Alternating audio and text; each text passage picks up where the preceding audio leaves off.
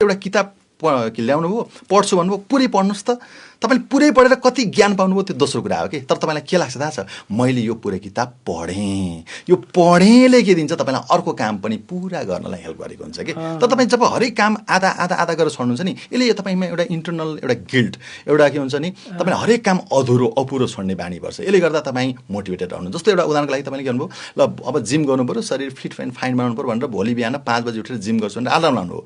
तर बिहान 5 बजी गर्नुभयो, अलार्म अफ गर्नु, 7 बजीसम्म सुत्नुभयो, के भयो? झट्टै रात के गरियो र एक दिन अफ गरेको। तर के हुन्छ, तपाईँको मनभित्र चाहिँ मैले कमिटमेन्ट गरेँ, त कमिटमेन्ट पुरा पो भएन। एउटा विद्यार्थीको उदाहरण दिएको थिएँ मैले। एउटा विद्यार्थीले के भन्थ्यो भने, यो मोबाइलले साह्रै धेरै समय खर्च गर्यो, यो फेसबुकले, अब जाँच पनि आयो, ल अब 1 महिनाको लागि फेसबुक चलाउँदैन भन्दै स्ट्याटस लेख्यो कि।